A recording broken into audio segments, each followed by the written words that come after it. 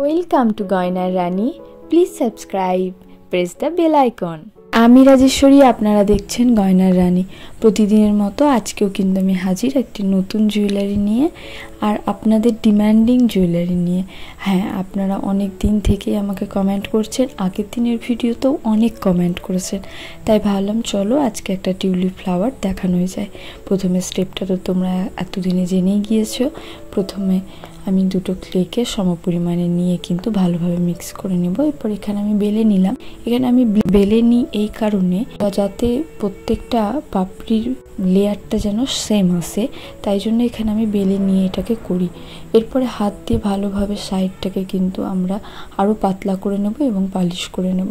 তোমরা যদি এইভাবে কেউ করতে না চাও তাহলে পারে কিন্তু এইরকমভাবে হাত দিয়েও কিন্তু পুরো পাপড়িটাকে বানাতে পারো। সেক্ষেত্রেও কিন্তু তোমরা একই রকমভাবে ভালোভাবে কাজটা করতে পারবে। সবসময় একটা জিনিস মাথায় রাখবে, যেন সাইডগুলো বেশ ভালোভাবে পাতলা হয়।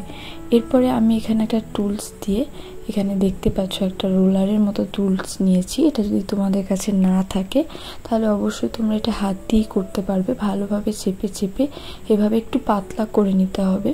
যেহেতু আমার কাছে এটা আছে তাই আমি এটা ইউজ করেছি। তোমাদের কাছে না থাকলে অবশ্যই করে তোমরা কিন্তু এটা হাতের আঙুল দিয়ে করে নিতে পারো। এখানে প্রথমে একটু কিন্তু আমি দাগ টেনে প্রথমে খাঁজকাটা করে নিয়ে কিন্তু আমি সাইড থেকে আরও ভালোভাবে পাতলা করে নিয়েছিলাম। এরপরে একটু দাগ করে আঁক করে নিলাম। এরপর এখানে আমি একটা স্টিক বানানোর জন্য বানিয়ে তোমাদেরকে দেখিয়ে দিলাম। আর এখানে যেহেতু স্টিকটা একটু ড্রাই হয়ে গেলে কাজটা করতে সুবিধা হবে, তাই আমার ড্রাই করা একটা স্টিক ছিল, আমি ভাবলাম সেটা দিয়ে কাজ চালানো যাক। আর তো এখানে প্রথমে আমি যে ফুলের যে কুড়িটা হয় সেটা ফার্স্টে করে নেব। তারপরে যে পাপড়িগুলো বানালাম সেই পাপড়িগুলো হালকা একটু ড্রাই হয়ে যাওয়ার পরে, পুরোপুরি ড্রাই কিন্তু হবে না, হালকা ড্রাই হয়ে যাওয়ার পরে কিন্তু এইভাবে পিছন দিকটাতে একটু করে কোনো স্টিকের মাধ্যমে এরকম করে হালকা করে একটু ভাঁজ করে নেব। এখানে যে আমি টিউলিপ ফ্লাওয়ারটা আপনাদেরকে দেখাচ্ছি এটা কিন্তু খোলা টিউলিপ ফ্লাওয়ার, মানে ফ্লাওয়ারটা কিন্তু ফুটে আছে এরকম একটা টিউলিপ ফ্লাওয়ার। এছাড়াও টিউলিপ ফ্লাওয়ার থাকে একটা যেটা সবসময় বন্ধ থাকে, মানে বন্ধ আছে এরকম একটা মনে হয় টিউলিপ ফ্লাওয়ার। আমি আজকে কিন্তু সেটা করিনি। আমি ভবিষ্যতে যদি কোনোদিন আবারও টিউলিপ ফ্লাওয়ার দেখায় তো সেটা অবশ্যই করে দেখাবো। এখানে নিচের দিকটা এমনভাবে করতে হবে যেন সেখানে এক্সট্রা কোনো ক্লে না থাকে, তবেই কিন্তু এই টিউলিপ ফ্লাওয়ারটা দেখতে বেশি সুন্দর হবে। এরপরে পাতার পোর্শনে চলে আসি।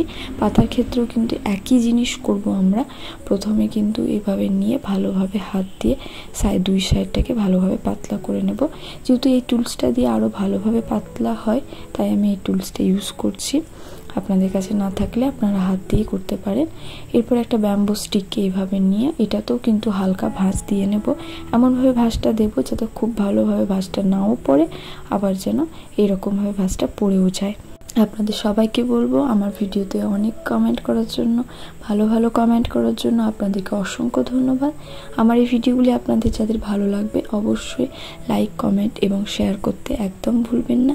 অবশ্যই আমার চ্যানেলটি সাবস্ক্রাইব করে রাখবেন এবং পাশে থাকা বেল আইকনটি প্রেস করে অল করে দিবেন যাতে সবার আগে নোটিফিকেশানটি আপনারা পেয়ে যান। আর চ্যানেলটি সাবস্ক্রাইব করবেন এই কারণে যাতে এরকম আরও সুন্দর সুন্দর ডিজাইন এবং ক্লে জুয়েলারি বানানোর আরও অনেক টিপস আপনারা জানতে পারেন আমার ভিডিও থেকে। তো এরপরে দেখতেই পাচ্ছেন এখানে আমি একটা কিন্তু বেলে নিয়ে এরকমভাবে একটা শেপ দিয়ে নিলাম এবং স্যান্ডপেপার দিয়ে একটু খাঁজকাটা টেক্সচার নিয়ে চলে এলাম। এরপরে একটু গ্লু ইউজ করে, অবশ্যই ফেভিকল গ্লু ইউজ করবেন। এইভাবে কিন্তু প্রথমে ফ্লাওয়ারটা বসিয়ে নিয়ে এরপরে পাতাগুলোকে কিন্তু আমরা এইভাবে বসিয়ে নেব। যেহেতু টিউলিপ ফ্লাওয়ারের পাতার মাঝখান থেকে তার স্টিকটা উঠে কিন্তু ফ্লাওয়ারটা থাকে, তো আমি ওইখানে সেরকম কিছু একটা করার চেষ্টা করেছি। এটা খুব ভালোভাবে আমি এখানে বসাতে পারবো না, তো যাতে ভালোভাবে এটা স্টিক হয়ে যায় তাই মাঝখানে আমি একটু করে প্রেস করলাম, এটাতে কিন্তু এটা ভালোভাবে স্টিক হয়ে যাবে। এরপরে এটা কালার করার পালা। তার আগে এখানে আমি একটা হুক বানিয়ে নিয়েছি। এই হুকটা কিভাবে বানিয়েছি সেটা আপনারা তো জানেনই। এর আগে আমি একটা রবীন্দ্রনাথের যে পেন্ডেন্টটা বানিয়েছিলাম সেই ভিডিওটাতে দেখিয়েছিলাম, আপনারা চাইলে সেখানে গিয়ে সেই ভিডিওটা দেখে এটা শিখে নিতে পারেন। আর সেম মোটিভে কিন্তু আমি কানের দুলটাও বানিয়ে নিয়েছি। এরপরে কালার করার পালা। কালার করার ক্ষেত্রে আমি আপনাদের সবসময়ই বলে রাখি অবশ্যই অ্যাক্রিলিক কালার ইউজ করবেন। আমি ফেভিক্রিলের অ্যাক্রিলিক কালার ইউজ করি, আপনারা চাইলে ক্যামেলের কালারও ইউজ করতে পারেন। ক্যামেলে এমন অনেক কালার আছে যেগুলো ফেভিক্রিলের কালারে কিন্তু পাওয়া যায় না, তো সেক্ষেত্রে আপনারা ক্যামেল কালার অবশ্যই ইউজ করতে পারেন। আমি ক্যামেল কালারটা একটু কম ইউজ করি, কারণ আমার মনে হয় ক্যামেলের কালারে একটু গ্লসটা কম, তাই আমি সবসময় ফেভিক্রিল এই অ্যাক্রিলিক কালারগুলো ইউজ করে থাকি। তো আপনারা কিন্তু করতেই পারেন, এমন কোনো বাধা নেই যে এটা দিয়েই করতে হবে। কালার করার ক্ষেত্রে এখানে আমি বলে দিই, প্রথমে আমি হোয়াইট কালারটা কিন্তু বেসে দিয়ে নিয়েছি। হোয়াইট কালারটা বেশি দিলে পারে কিন্তু অনেক সময় কালারটা আমাদের আরও ভালোভাবে ফুটে ওঠে। তবে অবশ্যই কালারটা হোয়াইট কালারটা ভালোভাবে ড্রাই হওয়ার পরেই কিন্তু পরের কালারগুলো দেবেন, তবেই কিন্তু কালারটা আরও বেশি ভালোভাবে হবে। আপনারা হোয়াইট কালারটা দেওয়ার পরে সেটা ড্রাই না করেই যদি প্রথমে কালারটা করতে শুরু করে দেন, তাহলে কিন্তু সেখানে কালারটা অন্যরকম চলে আসবে। তো আমি এখানে করে প্রথমে হোয়াইট দিয়ে হালকা একটু ইয়েলো করে সেটাকে ভালোভাবে মিক্স করে নিয়েছি এবং সাইড থেকে একটু স্যাপ গ্রিন কালারটা দিয়েছি।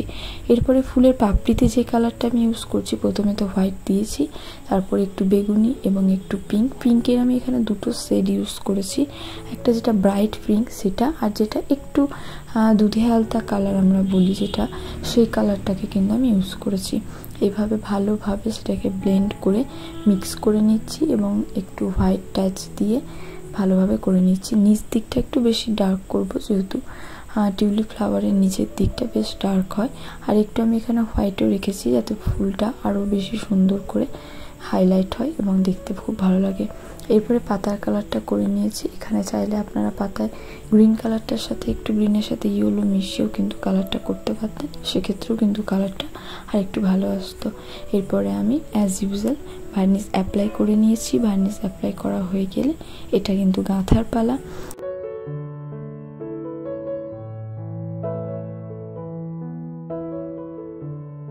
প্রথমে আমি এখানে দেখছেন একটা ডিএমসি সুতো নিয়ে এইভাবে দড়ি পাকিয়ে নিয়েছি। এটা কিভাবে বানিয়েছি আগের দিনের ভিডিওতে দেখিয়েছিলাম, আপনারা চাইলে কিন্তু সেখান থেকে দেখে নিয়ে এটা করতে পারেন।